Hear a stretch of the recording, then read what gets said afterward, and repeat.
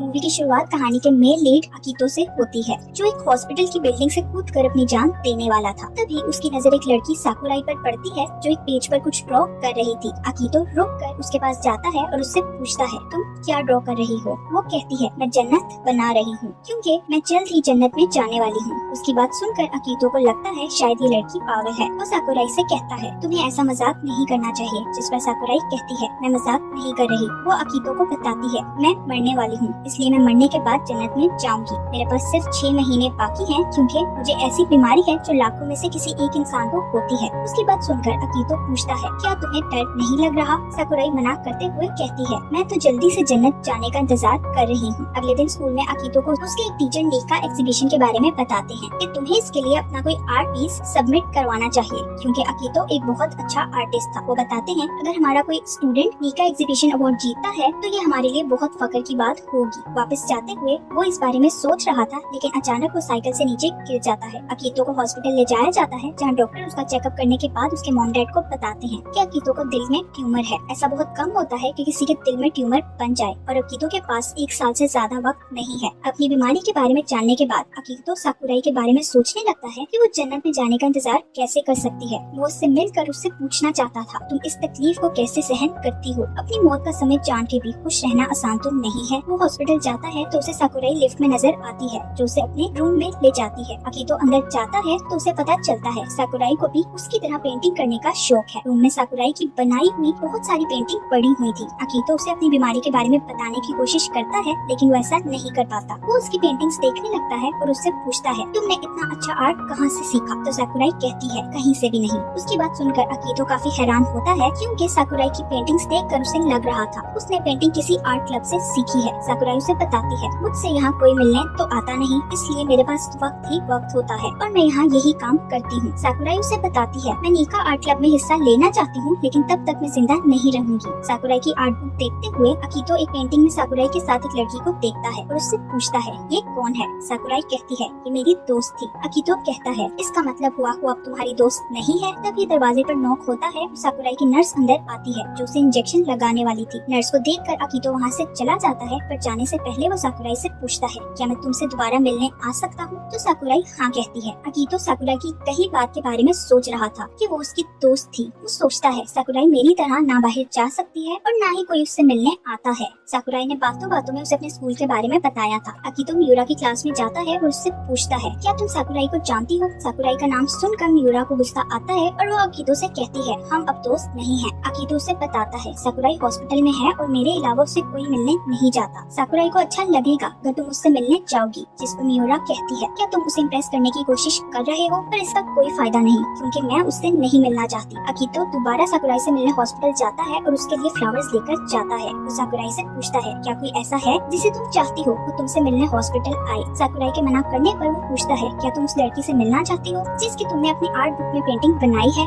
Sakurai उसकी बात को इग्नोर करके कहती है, मैं अपने डैड से मिलना चाहती हूँ और उनसे माफी मांगना चाहती हूँ। अकीतो पूछता है, तुम माफी क्यों मांगना चाहती हो? तो साकुराई कहती है, वो हमेशा मेरे लिए वक्त निकालते थे और जल्द से जल्द अपना काम खत्म करके मुझसे मिलने आते थे, लेकिन 5 सालों से वो मुझसे मिलने नहीं आए। साकुराई के डैड चाहते थे उनका कोई ऐसा बच्चा हो जिसके साथ वो स्विमिंग करे और बहुत सारा मजा करे, लेकिन साकुराई की हेल्थ ठीक ना होने के कारण वो ऐसा नहीं कर सकते थे। उसकी बातें सुनकर अकीतो हॉस्पिटल की हेड नर्स से मिलता है और उनसे पूछता है, साकुराई से मिलने उसकी फैमिली में से कभी कोई क्यों नहीं आता? क्या आप किसी तरह उसके डैड या मॉम को यहाँ बुला सकती हैं? नर्स कहती है, आप इस वक्त साकुराई की मॉम से ही बात कर रही हैं, जिस पर अकीतो शॉक्ड हो जाता है। वो अकीतो से कहती है, मैं तुम्हें साकुराई के पास रोज आने के लिए थैंक्स कहना चाहती हूँ। फिर वो अकीतो को बताती है कि साकुराई के डैड की एक एक्सीडेंट में मौत हो गई थी। एक दिन साकुराई अपने डैड के साथ पिकनिक पर जाने के लिए घर से निकली, लेकिन रास्ते में उसकी तबीयत खराब होने लगी। उसके डैड का ध्यान उसकी तरफ होने की वजह से उनका एक्सीडेंट हो गया और वहीं उनकी मौत भी हो गई। साकुराई को इस बात का दुख है कि वो उस एक्सीडेंट में जिंदा क्यों बच गई, इसलिए वो जल्द से जल्द मरना चाहती है ताकि अपने डैड से मिल सके। ये सब बताकर वो अकीतो से रिक्वेस्ट करती है कि प्लीज साकुराई के दोस्त बने रहना। नेक्स्ट सीन में अकीतो को अपने रूम से अपनी मॉम की आवाजें सुनाई देती हैं, जो उसके डैड से कह रही थी, मैं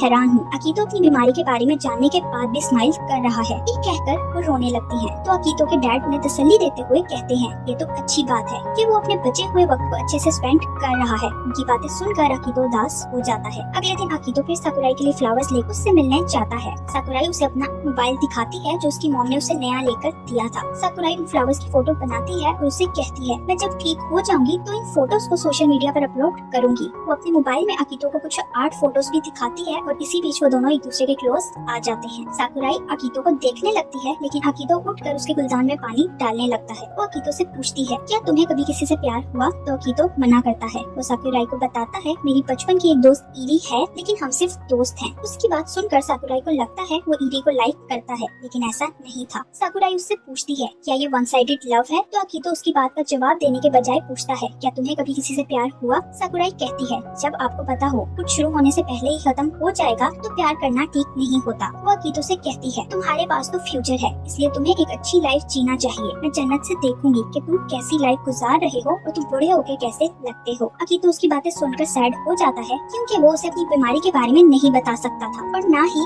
ये कि वो उसे लाइक करने लगा है। वो साकुराई से कहता है, मैं तुम्हें रोज मिलने के लिए आऊंगा। तो साकुराई कहती है, मैं तुम्हारा इंतजार करूंगी। अगले दिन फिर से अकीतो साकुराई से मिलने जाता है और उससे पूछता है, समर वेकेशन आने वाली है तो तुम क्या करना चाहती हो? साकुराई कहती है, एक बीमार इंसान क्या ही कर सकता है। फिर अकीतो को सैड देखकर कहती है, तुम मेरे रूम की विंडो से फायरवर्क फेस्टिवल देख सकते हो, जो देखने में बहुत अच्छा लगता है। इस बार हम दोनों यहाँ से इकट्ठे फायरवर्क्स देखेंगे। अकीतो मान जाता है तो साकुराई अकीतो के हाथ पर कुछ लिखती है, पर तभी अकीतो उसे बताता है, मुझे आज अपने दोस्तों के साथ मूवी देखने के लिए जाना है। और उसके मोबाइल पर उसके दोस्तों की कॉल आने लगती है, जो देखकर साकुराई उसका हाथ छोड़ देती है। अकीतो के जाने से पहले साकुराई उसे बताती है, फायरवर्क्स फेस्टिवल 20 अगस्त को है। अकीतो अपना हाथ देखता है जिस पर साकुराई ने यही डेट लिखी थी। अकीतो अपने दोस्तों के साथ मूवी देखकर बाहर निकलता है तो उसे साकुराई का मैसेज आता है। वो मोबाइल निकालकर मैसेज देखने लगता है, लेकिन तभी उसके दिल में दर्द होने लगता है और वो वहीं गिर जाता है। उसे होश आता है तो वो खुद को हॉस्पिटल में पाता है। उसकी मॉम उसे बताती है, तुम्हें यहाँ ईरी लेकर आई थी और तुम एक हफ्ते से यहीं हो। ये सुनकर अकीतो परेशान हो जाता है। उसकी मॉम उसे बताती है, डॉक्टर से तुम्हारी सर्जरी करके तुम्हारे दिल में एक डिवाइस लगाई है, इसलिए तुम्हें ठीक होने में अभी वक्त लगेगा। वो मॉम से आज की डेट पूछता है तो मॉम बताती है,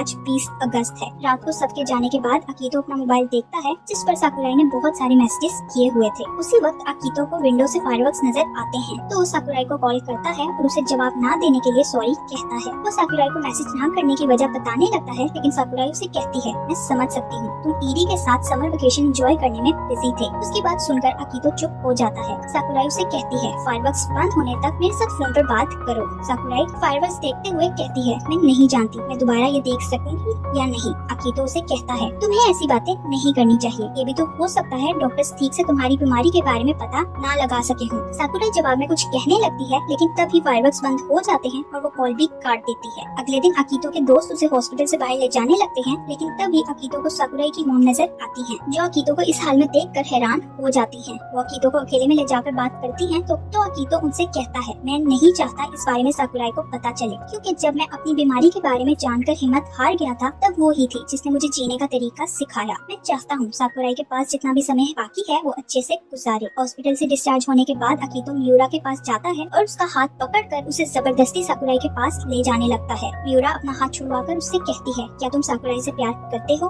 अकीतो उसे बताता है, साकुराई के पास सिर्फ 3 मंथ्स बाकी हैं। ये सुनकर मियूरा अकीतो के साथ हॉस्पिटल जाती है। साकुराई मियूरा को देखकर हैरान होती है और उसे सॉरी बोलती है, जिस पर मियूरा इमोशनल होकर साकुराई को हग कर लेती है और साकुराई से कहती है, मैं तुम्हें नहीं मरने दूंगी। वापस जाते हुए मियूरा अकीतो को अपनी और साकुराई की दोस्ती के बारे में बताती है कि हम दोनों बचपन में एक पार्क में मिले थे, जहाँ साकुराई अकेली बैठी बच्चों को खेलता देख रही थी। वहीं मेरी साकुराई के साथ दोस्ती हुई और उस वक्त से हम दोनों बेस्ट फ्रेंड्स हैं। लेकिन जब हमने जूनियर हाई स्कूल ज्वाइन किया तो साकुराई ने स्कूल आना बहुत कम कर दिया, जिस कारण हम दोनों में दूरियां आने लगी। फिर साकुराई ग्रेजुएशन सेरेमनी पर भी नहीं आई और जब मैं उससे मिलने हॉस्पिटल गई तो उसके लिए ग्रेजुएशन कार्ड लेकर गई। पर साकुराई ने अपनी फ्रस्ट्रेशन मुझ पर निकालते हुए कहा, मैं बचपन से ही तुम्हारी जैसी बनना चाहती थी, लेकिन मैं ऐसा कभी नहीं कर सकती, इसलिए अब हम दोस्त नहीं हैं। उसकी बातें सुनकर अकीतो कहता है, हो सकता है उसने ये सब इसलिए किया हो क्योंकि वो तुम्हें अपनी मौत का दुख ना देना चाहती हो। रात को अकीतो के डैड उसे बताते हैं कि उसकी हार्ट सर्जरी के लिए एक डॉक्टर मिला है। डैड उसे कहते हैं, तुम्हें इस सर्जरी के लिए 3 माह स्कूल से लीव लेना पड़ेगी। 3 माह का सुनकर अकीतो को याद आता है साकुरी के पास सिर्फ 3 माह है। वो डैड से कहता है, मैं ये नहीं कर सकता। बहुत मनाने के बाद भी वो नहीं मानता तो डैड हार मानकर वहाँ से चले जाते हैं। अगले दिन अकीतो साकुराई से मिलने जाता है तो उसके पास पहले से ही मियूरा बैठी हुई थी। बाहर आकर मियूरा अकीतो को high school snow show festival के 2 टिकट्स देकर कहती है, मैं चाहती हूँ तुम साकुराई को लेकर वहाँ जाओ। अकीतो साकुराई को लेकर फेस्टिवल में जाता है, जहाँ साकुराई बहुत एंजॉय करती है। मियूरा स्टेज पर परफॉर्म करती है, जो देखकर साकुराई बहुत खुश होती है। वापसी पर साकुराई अकीतो से कहती है, तुमने मेरा सपना पूरा कर दिया। तो अकीतो उसे कहता है, अगली बार मैं तुम्हें बीच पर उस जगह ले जाऊंगा जिसका तुमने स्केच बनाया बनाया था। उसकी बात सुनकर साकुराई कहती है मेरे पास इतना समय नहीं है, तो अकीतो उसे हॉस्पिटल ले जाने के बजाय उस जगह ले जाता है। वहाँ पहुंचकर अकीतो उसे अपनी पीठ पर उठाकर सनसेट दिखाता है। इसी बीच साकुराई उससे पूछती है क्या तुम मुझे एक किस कर सकते हो, क्योंकि मैं भी एक बार किसी से प्यार करना चाहती हूँ। अकीतो उसे कहता है मैंने तुमसे एक बात छुपाई थी। फिर वो साकुराई को अपनी बीमारी के बारे में बताने लगता है, लेकिन साकुराई उसे कहती है कुछ भी मत कहना, क्योंकि मैं आज कोई सैड बात नहीं सुनना चाहती। अगले दिन अकीतो साकुराई से मिलने जाता है तो वो उससे पूछती है क्या तुम मेरा स्केच बना सकते हो। अकीतो उसकी बात सुनकर स्केच बनाने लगता है तो साकुराई उससे पूछती है पहले दिन जब हॉस्पिटल की छत पर तुमने मुझे देखा तो तुमने मुझसे बात क्यों की थी। अकीतो उसे बताता है उस दिन मैं सुसाइड करने वाला था, लेकिन फिर मेरी नजर तुम पर पड़ी और मुझे ऐसा लगा जैसे मैंने किसी एंजल को देखा है। तुमसे बात करने के बाद मुझे पता चला कि जब आपको पता हो कि आपके पास सिर्फ 6 माह बाकी हैं, उस वक्त जीना किसे कहते हैं। साकुराई उसे कहती है मुझे भी उस दिन ही पता चला था कि मैं मरने वाली हूँ। उस दिन मुझे मरने से डर नहीं लगा था, लेकिन अब मैं नहीं मरना चाहती। वो रोते हुए अकीतो से कहती है अब मैं तुम्हारे साथ जीना चाहती हूँ, इसलिए मैं अब से अपनी बीमारी के साथ लड़ूंगी। तब तक अकीतो ने साकुराई का स्केच भी मुकम्मल कर लिया था। वो स्केच साकुराई को दिखाता है तो साकुराई खुश होकर कहती है तुम बहुत अच्छे आर्टिस्ट हो। अगले दिन अकीतो साकुराई से मिलने हॉस्पिटल जाता है तो उसकी हालत बहुत खराब थी और उसे आईसीयू में ले जाया जा रहा था। अकीतो आईसीयू के बाहर बैठकर साकुराई को मैसेज करता है कि जल्दी से उठ जाओ, मैं तुम्हें आज कुछ बताना चाहता हूँ। उसे मैसेज करके अकीतो रोने लगता है और इसी बीच उसकी हालत खराब होने के कारण वो नीचे गिर जाता है। साकुराई की मॉम अकीतो को नीचे गिरा देखकर उसके पास जाती है। अकीतो को अपनी तकलीफ में साकुराई के साथ बिताए हुए अच्छे वक्त याद आ रहे थे। कुछ दिन बाद का सीन दिखाया जाता है जिसमें मियूरा अकीतो के पास बैठी रोते हुए उसे मार रही थी। वो अकीतो से कहती है मरने से पहले साकुराई तुम्हें याद कर रही थी क्योंकि वो तुम्हें देखना चाहती थी। मियूरा के जाने के बाद साकुराई की मॉम अकीतो के पास आती है और उसे साकुराई की बनाई हुई आखिरी स्केचबुक देती है जो उसने अकीतो के लिए बनाई थी। अकीतो हॉस्पिटल में साकुराई के रूम में जाता है और वहाँ बैठकर उसकी स्केचबुक देखता है जिसमें उसने हॉस्पिटल का ये रूम बनाया था और अकीतो के लिए लिखा था ये रूम जहाँ हम दोनों ने बहुत अच्छा वक्त बिताया मेरे लिए एक जन्नत है। मैं चाहती हूँ तुम बहुत लंबी और अच्छी जिंदगी गुजारो। उसने अकीतो के लिए और भी बहुत कुछ लिखा था जो पढ़कर अकीतो रोने लगता है। अकीतो की हालत दिन ब दिन खराब होने लगी थी क्योंकि उसका ट्यूमर अब कैंसर बन चुका था जो उसके शरीर में फैल रहा था। एक दिन मियूरा अकीतो से मिलने हॉस्पिटल जाती है और अकीतो को साकुराई का सोशल मीडिया अकाउंट दिखाती है जिस पर उसने उन फ्लावर्स की फोटो अपलोड की थी जो अकीतो ने उसे दिए थे। इस अकाउंट पर साकुराई ने एक प्राइवेट लिंक भी बनाया था जो बगैर पासवर्ड के नहीं खुल सकता था। रात को अकीतो उस लिंक को खोलने की कोशिश करता है और अंदाजे से पासवर्ड लगाकर खोल लेता है। साकुराई ने लिखा था ये उस लड़की के लिए है जिसके पास सिर्फ 6 महीने हैं और उस लड़की के लिए है जिसके पास 1 साल है। ये पढ़कर अकीतो हैरान होता है कि साकुराई को उसकी बीमारी के बारे में पता था। साकुराई ने लिखा था जब मैं तुमसे पहली बार मिली थी तो तुम वो पहले इंसान थे जिसने मुझे तरस वाली नजरों से नहीं देखा था। मैं रोज तुम्हारा इंतजार करने लगी थी और फिर एक दिन मैंने तुम्हें कार्डियोलॉजी वार्ड के बाहर देखा। मैंने अपनी मॉम से इस बारे में पूछा तो उन्होंने मुझे सब कुछ बता दिया। मैंने तुम्हें कुछ भी ना बताने का डिसाइड किया क्योंकि मैं नहीं चाहती थी तुम्हें ये पता चले कि मैं तुम्हारी बीमारी के बारे में जानती हूँ। तुम रोज मेरे लिए 6 फ्लावर्स लेकर आते थे जिसका मतलब था तुम मुझे लाइक करने लगे थे और मैं इस बारे में जानती थी। मैंने तुम्हारे लिए 3 फ्लावर्स बनाए हैं जिसका मतलब है मैं तुमसे प्यार करती हूँ। साकुराई के मरने के बाद उसका कन्फेशन पढ़कर अकीतो रोने लगता है। नेक्स्ट साकुराई के मरने के 3 साल बाद अकीतो की भी मौत हो जाती है। इसी बीच मियूरा ने अकीतो का ख्याल वैसे ही रखा था जैसे अकीतो ने साकुराई का ख्याल रखा था। मियूरा साकुराई से ख्यालों में बातें करते हुए कहती है ये इत्तेफाक नहीं हो सकता कि तुम दोनों की डेथ एनिवर्सरी एक ही दिन होती है। आखिरी सीन में मियूरा के हाथ में 2 फ्लावर्स बुके दिखाए जाते हैं यानी वो अकीतो और साकुराई की कब्र पर जा रही थी और इसी के साथ इस मूवी की एक सैड एंडिंग हो जाती है। Thank you for watching.